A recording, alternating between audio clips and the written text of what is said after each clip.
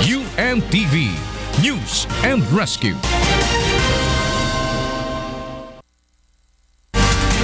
Mga balitang nakalap at ang pag-aksyon ng UNTV News and Rescue sa Pilipinas at sa anumang panig ng daigdig. C-News.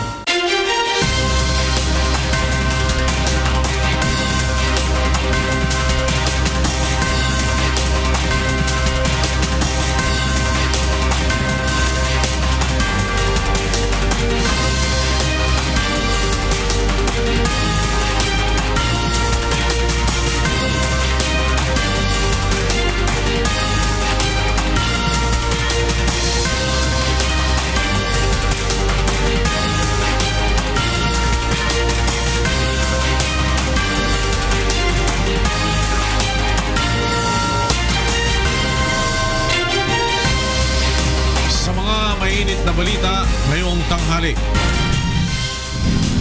Suspect sa pagsabog sa Ross Night Market sa Davao City nagtatago sa Central Mindanao ayon sa PNP. Ang bulong narco-politicians ang nasa likod ng krimen lalong tumitibay. Ethics complaint laban kay Senator Leila de Lima. Kaugnay ng isyu sa illegal na droga, sinimulan ng talakayan ng Senado. Bagyong Ferdy, inaasang mas lalakas pa habang nagbabanta sa extreme northern Luzon. Ang Pilipinas ay nakakuha ng silver medal sa table tennis women's single sa Rio 2016 Paralympics, samantalang ang China ay gold medalist naman sa archery. Malacanang Kamao, wagi kontra Ombudsman Graf Buster sa una nilang paghaharap sa UNTV Cup Season 5. At sa ating serbisyong kasangbahay, mahigit 2,000 residente ng Matnog, Sorsogon natulungan sa medical at dental mission ng UNTV at Members Church of God International. Magandang tanghali. Tinulungan ng UNTV News and Rescue Team at Barangay Batasan Rescue ang dalawang nasugatan sa aksidente sa motorsiklo sa tunnel sa Quezon City kagabi. Narito ang report ni Reynante Ponte. Sugatan ng dalawang lalaki matapos tumilapon sa kanilang sinasakyang motorsiklo sa Batasan Hills Tunnel sa Quezon City kaninang alas 12 ng hating gabi. Kapwa nilapatan ng pangunang lunas ng UNTV News and Rescue Team at Barangay Batasan Rescue ang dalawang nasugatan na sina Marvin Amata at Brandon Gadi na nagtamo ng sugat at gasgas sa iba't ibang bahagi ng katawan. Ayon sa mga tauhan ng Barangay Batasan Hills na unang rumisponde sa lugar, papauwi na sana ang mga biktima sa kanilang tahanan sa Barangay San Antonio nang mawalan ng kontrol ang minamaneho nitong motorsiklo nang dumulas ang gulong nito sa kalsada. Dagdag din nila, nasa impluwensya ng alak ang mga biktima dahil galing umano ang mga ito sa isang kasiyahan sa kanilang mga kaibigan. Naka 2.5 daw. Galing sila sa party, inuman. Matulin na po yung takbo nila.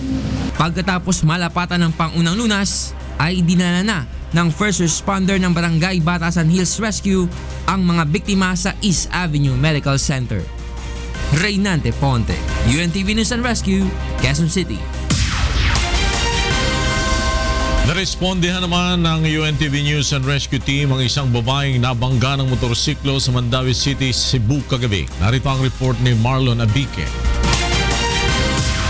Nakaupo sa gilid ng kalsada sa Barangay Bacilid, Mandawi City ang isang babae na biktima ng hit and run nang madatnan ng UNTV News and Rescue Team pasado alas 6 kagabi.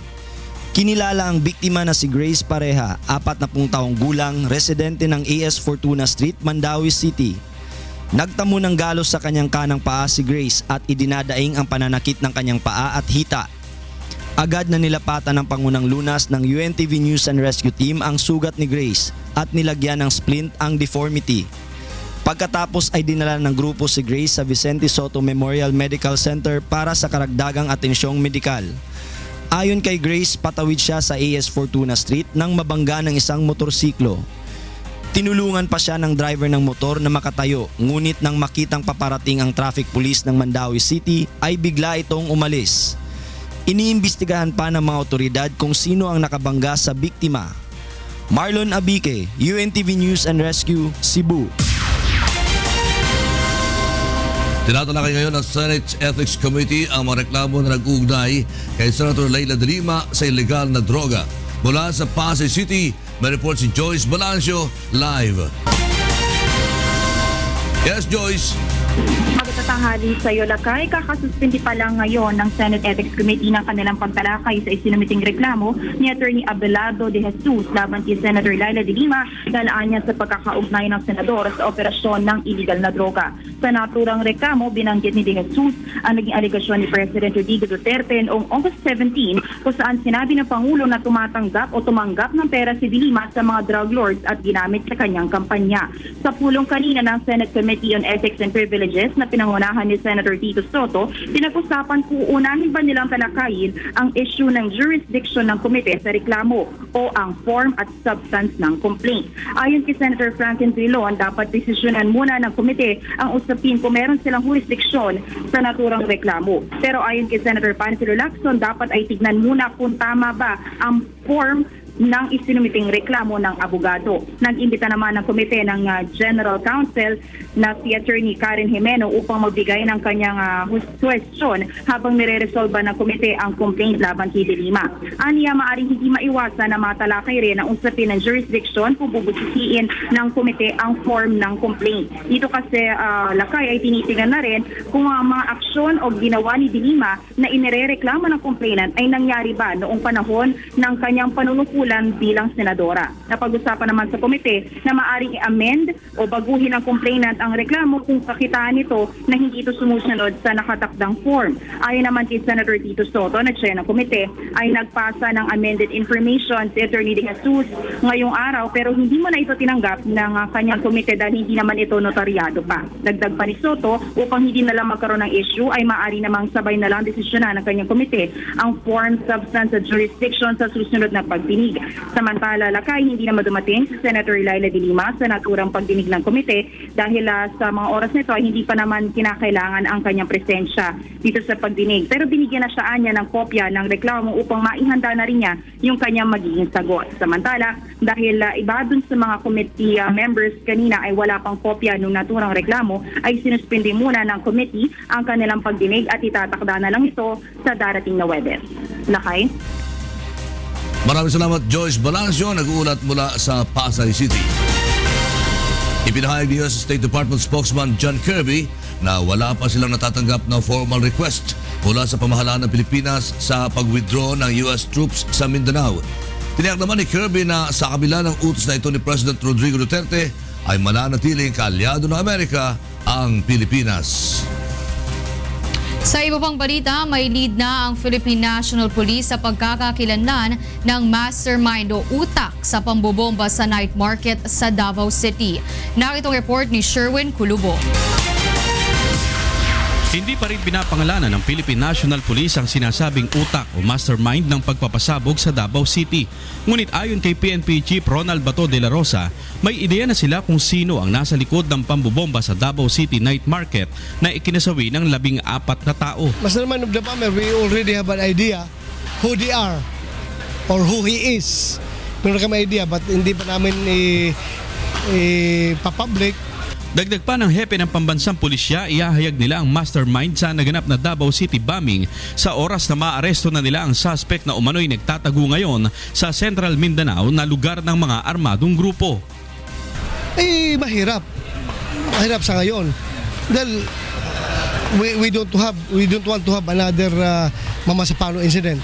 Itong mga area na ito kontrolado ng BIFF, kontrolado ng mga private armed group at saka nagko-cross border din sa area ng Imailep. So hindi tayo basta-bastang makapasok noon.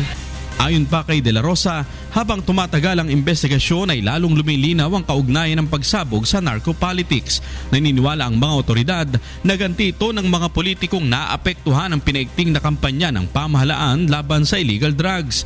Samantala muli namang nakiusap ang Chief PNP sa publiko na huwag magkalat ng mga maling impormasyon na may kinalaman sa mga gawain ng terorismo. Please, huwag kayong magkakalat ng mga hoax, mga balita na yan, yung mga bomb threat na yan na hindi po opisyali nanggagaling sa PNP. Baka mamaya pwede pa kayong ma-charge dyan. Sherwin Kulubong, UNTV News and Rescue, Batangas. Inamin ni President Rodrigo Duterte na sinadya niyang hindi sumipot sa bilateral talks ng mga ASEAN leader at US sa Laos. Taliwas ito sa naunang pahayag ng Malacanang na sumama ang kanyang pakiramdam kaya hindi nakadalo sa mahalagang pagpupulong. Naritong report ni Mirasol Abugadir. Wala si Pangulong Rodrigo Duterte sa isinagawang bilateral meeting ng Association of Southeast Asian Nations o ASEAN leaders at ng Estados Unidos sa Vientiane, Laos noong nakaraang linggo. Ayon kay Communications Secretary Martin Andanar, hindi nakadalo ang Pangulo sa ASEAN-US Summit dahil sa migraine attack. Ngunit kagabi, inihayag ni Pangulong Duterte na sinadya niyang hindi dumalo sa naturang bilateral talks. I did attend, but I purposely did not attend the bilateral talks between ASEAN countries and the ambassador of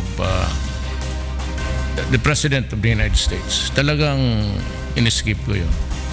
I attend all others. Now, the reason is not I am anti-West. The reason is not I do not like the Americans. It's simply a matter of principle for me. Ipinakita din ito ang larawan ng mga Filipino Muslim o mga Moro na pinatay ng mga Amerikanong sundalo sa Budaho, isang volcanic crate sa Hulo noong March 1906 o mas kilala bilang Budaho Massacre. Una nang ipinakita ito ng Pangulo sa ASEAN East Asia Summit na dinaluhan ng ilang head of state kabilang na si US President Barack Obama. The Moros are our brothers of flesh and blood. Talking about human rights. Kaya sabihin ko sa American, what now? Me? You just allege that I killed about police because I ordered the police to kill 1,000 criminals? What is it to the 6,000 Filipinos, men, women, and children, all in a common grave? Because you were here as imperialist.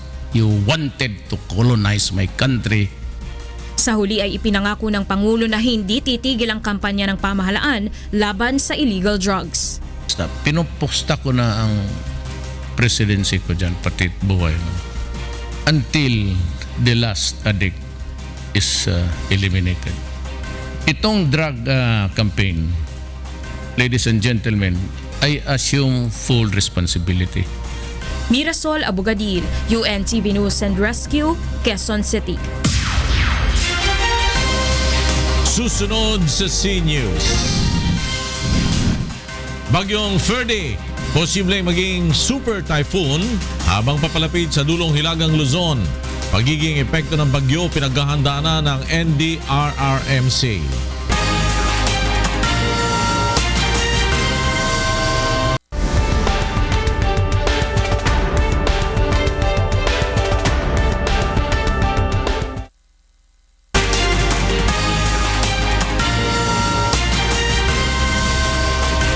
Sa pagpapatuloy ng C-News, alamin po natin ang latest sa bagyong si Ferdy mula kay Ray Pelayo na nasa Pag-asa Weather Forecasting Center. Ray? Yes, Ray. Magandang Flora Chat. Number 4 sa may area ng Batanes Group of Islands. Ito ay dahil sa patuloy na paglapit sa area nitong bagyong si Ferdy. At sa ngayon, napanatili ito ang taglay na lakas na 215 km per hour malapit doon sa kanyang pinakagitna at yung pagbugso ay aabot na sa 250 kph. Ito ay namata ng Pag-asa kanilang alas 10 ng umaga sa may 340 km sa silangan ng east-southeast ng Basco, Batanes. Kumikilos ito pa west-northwest sa bilis na 23 km kada oras. Signal number 4 nga sa may area ng Batanes Group of Islands at sa may area naman ng Babuyan Group of Islands ay signal number 3 at sa Ilocos Norte, Apayao and Northern Cagayan ay signal number 2.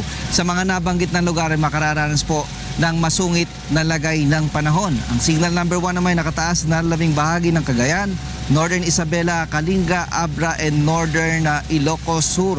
Makararanas po dyan ang mga pagulan at pagbugso ng hangin sa loob ng 36 na oras. Ayon sa Pag-asa, sa ngayon ay maaring hindi pa ganun kalakas yung ating naranasan mga pagulan dyan sa mga nabanggit na lugar. Pero by tomorrow, na-expect ng Pag-asa na yung pinaka-peak ng ulan na dadalhin nitong bagyong si Ferdy sa area dahil bukas ng madaling araw ay in-estimate ng Pag-asa na ito'y nasa vicinity na ng Batanes at pagdating naman ng hapon, ito'y lalabas na ng Philippine Area of Responsibility. Kaya binabalaan po yung ating mga kasangbahay dyan, lalo na sa may area po ng Batanes. Malakas po itong bagyo dahil 215 km per hour at yung pagbugso po 250 kph. So malakas na po ito. Kailangan na lang po ng halos mga 6 kph bago po pumasok o umangat sa kategoryang super typhoon. At ayon din po sa Pag-asa, bago naman po lumabas itong si bagyong Ferdy, bukas ay agad namang papasok. Makikita muna sila sa loob ng Philippine Area of Responsibility. Dito namang bagyong may international name na malakas. Papangalanan po itong Hener sa oras na pumasok sa Philippine Area of Responsibility. Bukas din po yan. At yung direksyon naman po niyang pinakikita, halos the same. Ito po ay kikilos papunta dyan sa may area ng katibugang bahagi ng Japan. Pero mas malakas po yung kanyang magiging paghatak dito sa southwest monsoon o habagat. Ngayon po hanggang bukas yung ina-expect din ng Pag-asa na magkakaroon ng mga pag-ulan na dulot nitong habagat dito sa ating bansa. Pero hindi po ganun kalakas dahil may bagyo din po dyan sa may area po ng Vietnam. Ito po ang nagiging dahilan kaya yung ilang bahagi o yung ilang puwersa po ng habagat ay hinihigo po nitong bagyong nasa may area po ng Vietnam palayo naman sa ating bansa. Pero meron pa rin bahagyang epekto itong southwest monsoon lalo na sa may kanlurang bahagi ng ating bansa. Yung pong mga kasambahay natin na maglalayag ay mapanganib po na pumalaot lalo na dun sa may area ng Balintang Channel, yung pong mga karagatan dyan sa may area po ng Batanes, malapit din sa Batanes, at yung dadaanan po ng bagyo, wag na pong pumalaot dahil delikado po, maaari pong umabot sa 14 na metro yung taas na mga pag-aron sa lugar na yan. Delikado na po, lalo na doon sa maliit na sakyang pangisda at maliit na sakyang pandagat. Every 3 hours po ang update ngayon ng Pag-asa, so abangan po natin ang susunod na update. Dahil latest lagay ng panahon, balik sa iyo, Flor. At yan po ang latest kaugnay sa bagyong Ferdy. Maraming salamat sa Ray Pelayo, nagulat mula sa Pag-asa Weather Forecasting Center. Sa kaugnay na balita, magsasagawa ng pre-disaster risk management meeting ang NDRMC ngayong araw bilang paghahanda sa maaring maging epekto ng bagyong Ferdy sa bansa. At mula sa Campo Aguinaldo, may report si Brian De Paz live. Magandang tanghali sa iyo, Brian.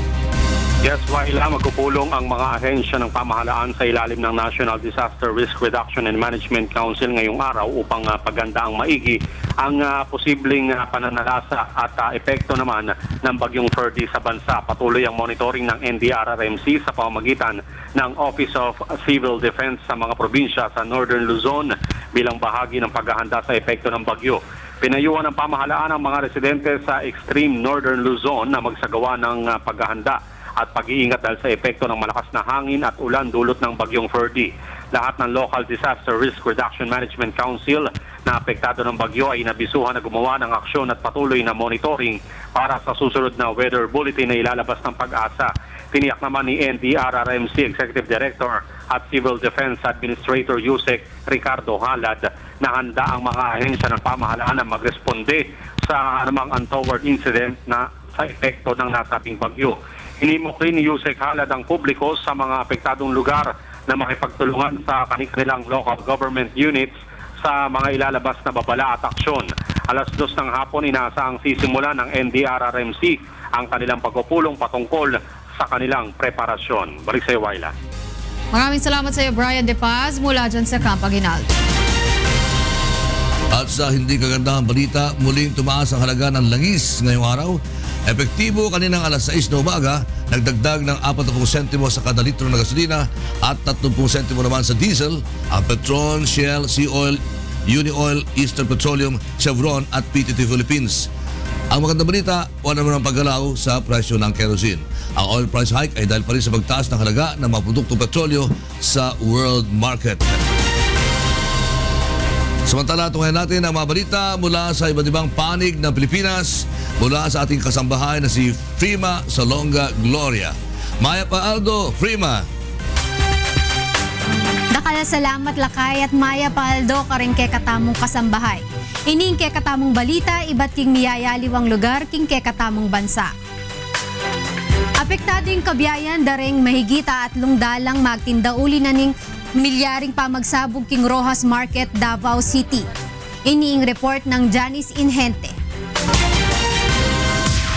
Usa ka grupo ang gihimo usa ka gabi human nga mahitabo ang pagpamomba sa Rojas Night Market sa Davao City, diin 14 ka tawo ang namatay. Dayon gipahibalo ni Mayor Sara Duterte Carpio nga padayon gihapon nga abri ang night market aron ipakita nga dili matarog ang syudad sa terorismo. Apan bisa ni balik na sa normal ang kahimtang sa lugar, dako gihapon ang epekto sa panginabuhi sa mga vendors human mahitabo ang pagpamomba. Pipila na lang ka mga tao ang nagasuroy karon sa night market tungod sa kahadlok nga posible nga mausab ang nahitabong pagpamomba. Sukat itong nahitabo diri ma'am sa Rojas itong bombahan mi. Gamay na among customer ma'am tungod sa nahadlok silang balik diri. Hinay jud among customer ma'am. Mingaw jud gisukat na itong pagbomba. Sa gyapon ma'am, nagyapon dagan maligya pero kulang pa ang tao nagsuroy. Kaniadto, duna pa'y 367 ka mga vendors ang nahatagan og higayon nga makapaninda sa night market. Apan human sa nahitabo, aduna nalay 335 nga mibalik aron magtinda. Nanawagan sab kini sa mga tigpamalit nga dili na mahadlok og mubalik na kay aduna nay mga pulis nga nagapatrolya sa lugar. Pero katong sa mga nahadlok nga mubalik, okay naman, safety naman ang Rojas, dili pareha sa una. Karon dagan naman ta makita mga pulis nagasuroy-suroy para sa ato ang seguridad diri sa Rojas. Ginadasig ang uban mga katawhan katong nag-open na ang Rojas. Sa open na, kompleto po da sa mga gobyerno nagbantay diri nga magbantay sa kalinaw. Nagpadayon gihapong naka-alerto ang mga pulis ug kasundaluhan dinhi sa syudad sa Davao, ilabi na sa mga matao na lugar aron nga masiguro ang kaluwasan sa katawhan. Janice Inhente, UNTV News and Rescue, Davao City. Bakit daring miyayaliw ang organisasyon king Cebu ing karelang suporta karing sundalong makipaglaban karing bandido king Mindanao. Ining report na Gladys Taubi.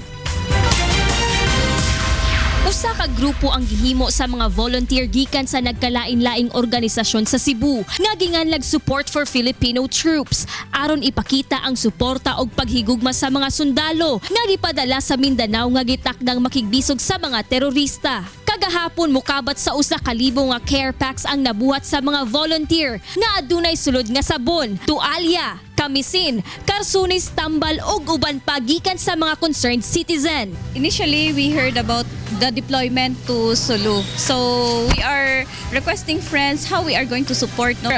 We are also calling more support because we want this to be sustainable, no? Long term, not only during the deployment, but we would like to welcome them also when they come back after winning the war. Ang kiniusab nga mga batanon gipahimusla ng adlaw nga walay klase aron maipadangat nila ang ilang paghigugma sa nasod. As a student, I wanted to spend the long holiday to do something that would benefit the country. I did this for the love of my country. This would benefit us in the long run rather than spending the weekend using Facebook or Twitter or YouTube or whatever. So it's much better. Mapasalamaton usab si Major General Raul Del Rosario, commander sa Central Command sa gipakitang inisyatibo ug tabang sa grupong Support for Filipino Troops alang sa mga sundalo. Ang mga kagamitan naman ng sundalo ay pinoprovide naman ng aming armed forces. Pero pag merong dagdag at regalo galing sa ating mga mamamayan, this will be a big moral booster. Yun eh. It's not really the kind, but it is the act of supporting our troops fighting it out in the field. Gikatakdang dalhon karong Miyerkules sa Sulu ang mga supply nga napundo sa mga volunteer organization sa Cebu. Gilauman nga ihatag kini sa 3 ka batalyon nga sundalo gikan sa Visayas nga gipadala sa Mindanao. Gladys Tuwabi, UNTV News and Rescue, Cebu. Binabaya ing bilang na ning krimen king Western Visayas uli na ning double barrel project ning Philippine National Police. Ining report ng Vincent Arboleda. Nangin epektibo ang ginhimo nga Oplan double barrel sang Philippine National Police agud mabuhinan ang krimen sa Western Visayas. Ini matapos nga magnubo sang 40% o naglabot lang sa 1,261 ang numero sa mga index crime nga natabo sa Western Visayas halin Hulyo hasta Agosto subong nga tuig kung igakumpara sa 2,103 nga nalista sang tuig 2015. Upod sa index crimes o blotter-based crime, ang mga krimen kaangay sang murder, homicide, physical injury, rape, robbery, carnapping kag motor napping. Yung mga po nagko-commit ng crime, pagnanakaw, dahil po sa walang mga gamit sa pambili ng illegal na droga, ang gagawin po is magnakaw.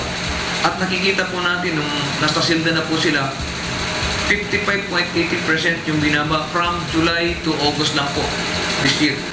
Sa ginpagwa nga impormasyon sa Police Regional Office o PRO6, tanan nga mga probinsya sa Western Visayas nakaagi sang pagnubo sang numero sang krimen. Kapanguna diri ang probinsya sang Guimaras kung diin masubra 50% ang ginubo nga numero sang index crime sa amo nga lugar.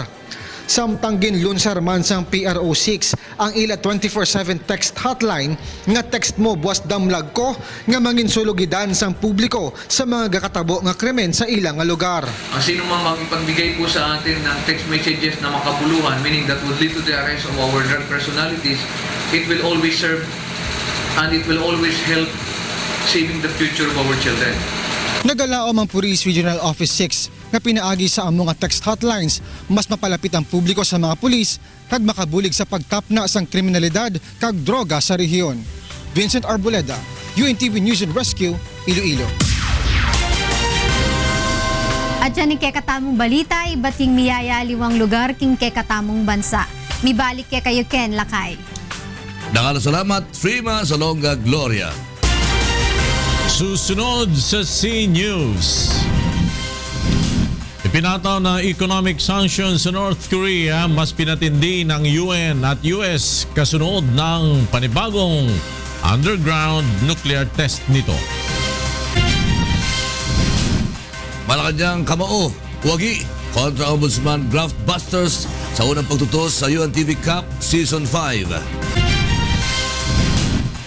At sa ating serbisyong kasangbahay, mahigit 2,000 residente na paglingkuran sa libreng medical mission sa Sorsogon.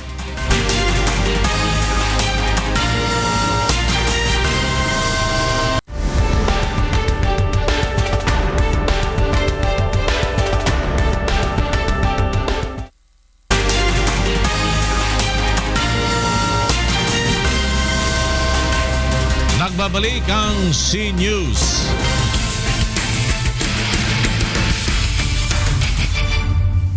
Tinalo ng Malacanang kamao ang Ombudsman Graftbusters sa kanilang pagsasagupa sa UNTV Cup Season 5 nitong linggo.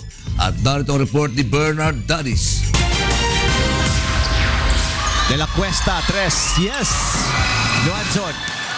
Drive sa gitna. Luanzon stretching and putting it in. Nakaligtas sa mahigpit at dikdikang sagupaan ang rebranded Malacanang kamao kontra sa mas pinalakas na Ombudsman Graftbusters sa kanilang unang tagpo ngayong season sa UNTV Cup na ginanap sa Pasig City Sports Complex noong linggo ng hapon. Tinalo ng Malacanang ang Ombudsman sa score na 82-70. Nanguna sa Malacanang si former PBL player Eric De La Cuesta na kumabada ng 22 points, 3 rebounds at 4 na steals kaya tinanghal na best player of the game. Kabilang dito ang 3-point shot na naging mitsa ng 17-0 run ng kamao upang mabawi ang abante at dumistansya ng husto sa Graftbusters sa huling 4 na minuto ng laban. Nagambag naman sina Vishnu Dasabier ng 14 points, 3 rebounds at 4 na steals at si Norberto Paruchelen ng 13 points at 3 rebounds. Abante lamang ang Kamao ng 3 puntos sa pagtatapos ng first quarter, 21-18. At 2 puntos sa second quarter, 36-34. Ngunit bumawi ang Graphbusters at tinapos ang third quarter lamang ng 3 puntos, 57-54. Nagawa pang lumamang ng Ombudsman ng 5 points sa huling 6 na minuto ng laban. Ayon sa Graphbusters, malaking kawalan sa kanila ang 6'5 center na si MC Caceres na na-injured at napilitang ilabas sa last 4 minutes ng ball game. Siguro napagod lang din yung players, tapos breaks of the game, nakatira ng 3 points yung Malacanang. Yun, yung breaks of the game. Tapos na-injury yung MC Caceres namin. So masakit. Masakit yun eh. Mabigat. Nanguna sa Graphbusters si former 2001 RP Men's Basketball Team player Ronnie Sagala na may 29 points, 5 rebounds at 1 assist. May 15 points at 14 rebounds naman si Mark Anthony Marcos at 12 points at 6 rebounds si former PBA player Manuel Caceres. Aminado ang Malacanang Kamao na malaki ang pressure, ngunit masaya sila na dalhin ang pangalan ng opisina ng Pangulo ng Bansa sa Liga ng mga Public Servant. Number one kasi when we build this team and we know that we're gonna represent the office of the President, sinabi ko itong team na to dapat to maganda yung samahan. Ayun yung sa tingin ko naging key para sa success nitong game na to, na kahit things doesn't fall our way during doon sa gitna ng laro, pero yung samahan ng mga players together with the coaching staff, ayun yung nagdala sa amin till the end. Matatandaang nabigong makuha ng Malacanang ang una nilang salang sa championship match noong Season 3 kontra Judiciary Magis, samantalang tinapos lamang ang torneo sa ika-7 pwesto noong Season 4. Bernard Dadis para sa UNTV Cup Season 5. Samantala, alamin naman natin ang mga balita sa iba't ibang panig ng daigdig mula kay William Tio. Good afternoon, William. What's the latest around the globe? Thank you, Wyla, and good afternoon to our kasangbahays. Here are the top stories from around the globe. The United States government has vowed to impose economic sanctions against North Korea after Pyongyang's latest underground nuclear test. Sunny Kos has the details. The United States government vows to keep the pressure on North Korea's nuclear policies by using financial tools against its economy. Last Friday, North Korea conducted its 5th underground nuclear test, and the latest produced a more powerful explosive yield than the previous ones. This despite continued threats from the United States and the United Nations of more sanctions. According to North Korea's Nuclear Weapon Institute's statement, the test confirmed that the North Korea is making progress in making nuclear warhead that can be mounted on its ballistic missiles. Meanwhile, U.S. Treasury Secretary Jack Lew said that the United States will do all it can to oppose the North Korea's nuclear ambitions by using all the financial tools it has. North Korea is an enormous challenge. We are going to do everything we can to try and keep the pressure on North Korea. It's unacceptable for North Korea to have a nuclear weapon. They have done more testing, both of nuclear weapons and of missiles, in recent months in a way that has, I think, the world's attention clearly focused. And we will continue to sharpen financial tools as we can. The goal is to change the policy. Secretary Lew also stressed that China's participation in any manner would be very important. Sonicas, UNTV News and Rescue, New York. In India, riots broke out in the technology hub of Bengaluru on Monday over a long-running river water dispute with a neighboring state, with protesters setting cars and buses on fire and pelting people with stones. Riot police took to the streets and public gatherings were banned in a bid to rein in the unrest, while police said the local metro network had been temporarily suspended. The violence erupted after India's Supreme Court ordered Karnataka state, where Bengaluru is located, to release 12,000 cubic feet of water per second per day from the Kaveri River to the neighboring state of Tamil Nadu until September 20. The river has been the source of more than a century of tension between the states, and there have been outbreaks of violence before. 9 people were killed today after a house caught fire in Memphis, Tennessee. James Buntuyan has the news. 5 children and 4 adults were killed earlier today in Memphis, Tennessee, while another child is still in critical condition after a house burned down by fire, which was the city's deadliest in nearly a century. Firefighters responded to the fire after an emergency call was placed from inside the home at about 1:30 a.m. According to the fire department, fire crews broke through security doors to gain entry to the home, which was filled with thick smoke. It appears that the fire started in the living room area, and that cause of the fire is still under investigation. We did find a smoke detector on the scene, but due to the damage, we were unable to determine if it actually worked. Sweat added that most of those killed appear to have died from smoke inhalation and others likely from burn injuries. James Bontuyan, UNTV News and Rescue, U.S. And in Johannesburg, emergency medical services and a mine rescue team went underground on Monday in search of illegal miners trapped inside an old unused mine shaft. The illegal miners, known as Zama Zama miners, went into the Langlate site, Johannesburg's oldest gold mine, on Wednesday, followed by 16 friends who attempted to find and rescue them after they failed to emerge, police said on Monday. Gauteng police spokesperson K. Mahukbela confirmed that a 42-year-old man was found in a critical condition and was to be admitted to the hospital. He is the 10th to have come out of the mine. As the search continued underground, authorities were unable to confirm the exact number of miners that have resurfaced due to reports of having escaped the shaft in fear of being arrested. And those are the stories making headlines around the globe. Back to you, Wyla. Thank you, William, for the latest around the globe.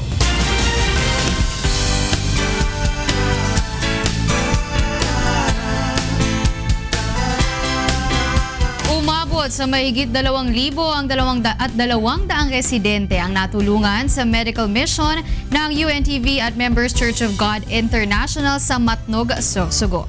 Narito ang report ni June Soriao. Ang bayan ng Matnog sa lalawigan ng Sorsogon ay isang third-class municipality sa pinakadulong bahagi ng Luzon. Binubuo ito ng halos 40,000 residente na karamihan ay mahihirap. Kaya naman agad tinugunan ng UNTV at ng Members Church of God International ang hiling na medical mission ng mga residente dito.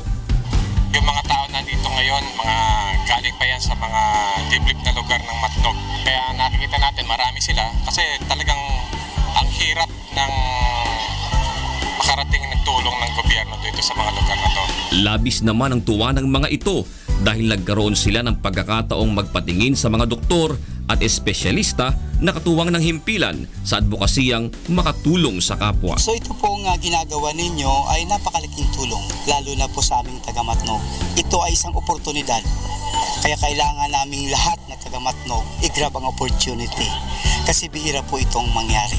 Itong ginawa ng UNTV kasama yung Kamanggawa Foundation Corporation, talagang napakagandang halimbawa na sana magtuloy-tuloy hindi lang dito sa bayan ng Matnog kundi sa ibang probinsya. Umabot sa mahigit 2,000 kababayan natin ang napagkalooban ng libreng check-up, bunot ng ngipin, salamin sa mata, mga gamot at iba pa. Jun Suriao para sa Serbisyong Kasangbahay. Lakay. Oo. Wyla, nakalimutan natin nga palang i-welcome yung ating mga bagong-bagong additional member ng C-News. Oo. Si Prima at saka si William. Gwapong-gwapo. Welcome to C-News. O, tingnan mo si Prima. Mas bagay talaga pag wala yung antipara, yung salamin. Sinunod ko lang po yung payo nyo. But anyway, it's nice to be with you guys itong every lunchtime, no? Yeah. At how does it feel, William?